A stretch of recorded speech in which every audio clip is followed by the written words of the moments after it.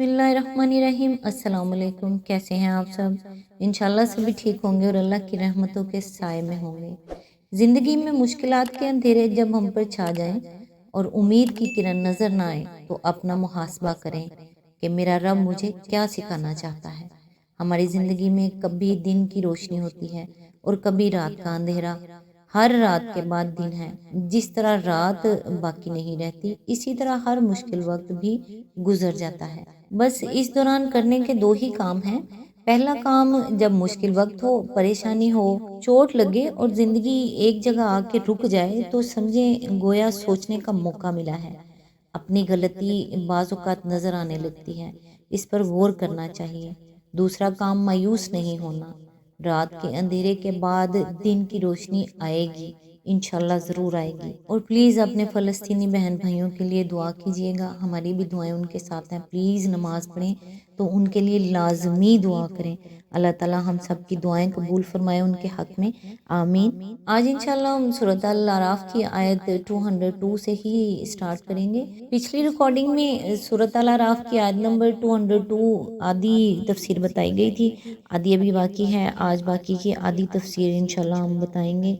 औज़ुबिल्लाहि मिनश शैतानिर रजीम, बिस्मिल्लाहिर रहमानिर रहीम। Number 2, दावत हक की कामयाबी का गुर ये है कि आदमी फ़लसफ़ा तराज़ी और दकीका संजी के बजाय लोगों को मारूफ यानी उन सीधी और साफ भलाइयों की तलकीन करे जिन्हें बिलअमूम सारे ही इंसान भला जानते हैं, या जिनकी भलाई को समझने के लिए वो अक्ले आम यानी कॉमन सेंस काफ़ी होती है, जो हर इंसान को हासिल है। इस तरह दाई हक का अपील अवाम व ख्वास सबको मुतासिर करता है और हर सामने के कान से दिल तक पहुँचने की राह निकाल लेता है।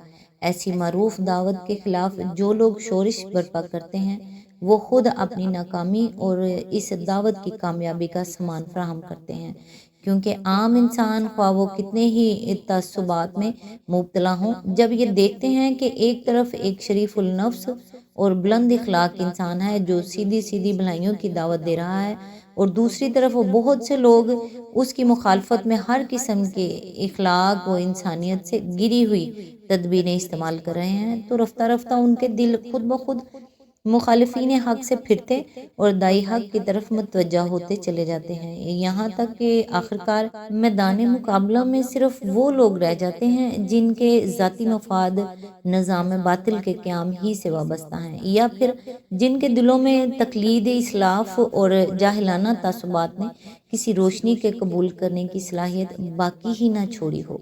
यही वो हिकमत थी जिसकी बदौलत नबी सल्लल्लाहु अलैहि वसल्लम को अरब में कामयाबी हासिल हुई और फिर आपके बाद थोड़ी ही मुद्दत में इस्लाम का सैलाब करीब के मुल्कों पर इस तरह फैल गया कि कहीं 100% और कहीं 80 और 90% बाशिंदे मुसलमान हो गए। नंबर 3, इस दावत के काम में जहाँ ये बात ज़रूरी है कि तालिबीन खैर को मारूफ की तलकीन की जाए, वहाँ ये बात भी इतनी ही ज़रूरी है कि जाहिलों से ना उलझा जाए, ख्वाह वो उलझने और उलझाने की कितनी ही कोशिश करें। दाई को इस मामले में सख्त मोहतात होना चाहिए कि उसका खिताब सिर्फ उन लोगों से रहे जो माकूलियत के साथ बात को समझने के लिए तैयार हों, और जब कोई शख्स जहालत पर उतर आए और हुज्जतबाजी, झगड़ालूपन और तान व तशनी शुरू कर दे, तो दाई को इसका हरीफ बनने से इनकार कर देना चाहिए, इसलिए कि इस झगड़े में उलझने का हासिल कुछ नहीं है। और नुकसान ये है कि दाई की जिस कुव्वत को इशाअत और दावत और इस्लाह नफूस में खर्च होना चाहिए, वो इस फजूल काम में ज़ाया हो जाती। नंबर 4, 3 नंबर में जो हदायत की गई है, इसी के सिलसिले में मज़ीद हदायत ये है कि जब कभी दाई हक मुखालिफिन के जुल्म और उनकी शरारतों और उनके जाहिलाना एतराज़ात और इल्ज़ामात पर अपनी तबीयत में इश्तियाल महसूस करे, तो उसे फ़ौरन समझ लेना चाहिए कि ये नज़्ग़े शैतानी यानी शैतान की उकसाहट है, और इसी वक्त खुदा से पनाह मांगनी चाहिए कि अपने बंदे को इस जोश में बह निकलने से बचाए और ऐसा बेकाबू ना होने दे कि उससे दावत हक को नुकसान पहुंचाने वाली कोई हरकत सरजद हो जाए। दावत हक का काम बहरहाल ठंडे दिल से ही हो सकता है, और वही कदम सही उठ सकता है जो जज्बात से मगलूब होकर नहीं بلکہ موقع و محل کو دیکھ کر خوب سوچ سمجھ کر اٹھایا جائے۔ لیکن شیطان جو اس کام کو فروغ پاتے ہیں کبھی نہیں دیکھ سکتا، ہمیشہ اس کوشش میں لگا رہتا ہے کہ اپنے بھائی بندو سے دائی حق پر طرح طرح کے حملے کرائے، اور پھر ہر حملے پر دائی حق کو اکسائے کہ اس حملے کا جواب تو ضرور ہونا چاہیے۔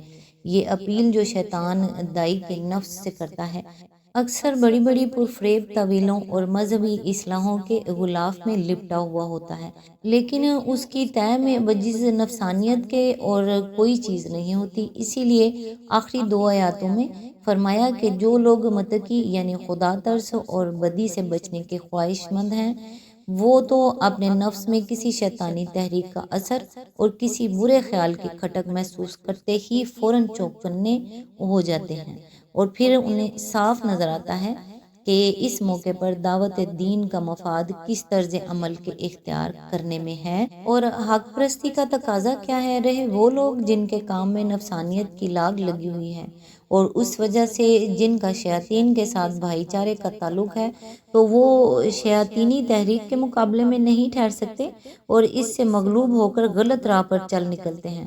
پھر جس وادی میں شیطان چاہتا ہے انہیں لیے پھرتا ہے اور کہیں جا کر ان کے قدم نہیں رکتے۔ مخالف کی ہر گالی کے جواب میں ان کے پاس گالی اور ہر چال کے جواب میں اس سے بڑھ کر چال موجود ہوتی ہے۔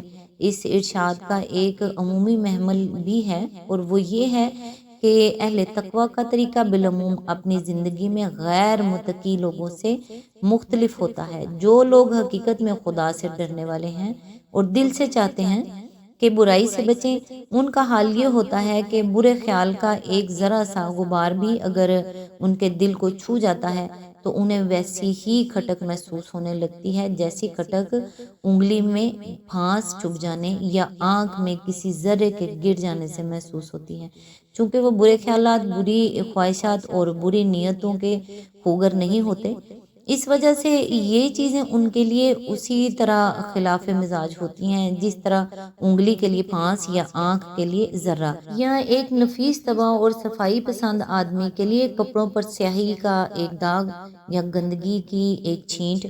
پھر جب یہ کھٹک انہیں محسوس ہو جاتی ہے تو ان کی آنکھیں کھل جاتی ہیں اور ان کا ضمیر بیدار ہو کر اس غبار شر کو اپنے اوپر سے جھاڑ دینے میں لگ جاتا ہے، بخلاف اس کے جو لوگ نہ خدا سے ڈرتے ہیں نہ بدی سے بچنا چاہتے ہیں اور جن کی شیطان سے لاگ لگی ہوئی ہے۔ اس کے نفس میں برے خیالات، برے ارادے، برے مقاصد پکتے رہتے ہیں اور وہ ان گندی چیزوں سے کوئی اپراہٹ اپنے اندر محسوس نہیں کرتے، بالکل اسی طرح جیسے کسی دیگچی میں سور کا گوشت پک رہا ہو اور وہ بے خبر ہو کہ اس کے اندر کیا پک رہا ہے، یا جیسے کسی بھنگی کا جسم اور اس کے کپڑے غلاظت میں لتھڑے ہوئے ہوں اور اسے کچھ احساس نہ ہو کہ وہ کن چیزوں میں آلودہ ہے۔ آج تک کے لیے اتنا ہی، نیکسٹ انشاءاللہ آیت نمبر 203 سے سٹارٹ کریں گے۔ تب تک کے لیے دعاؤں میں یاد رکھیے گا۔ اللہ حافظ۔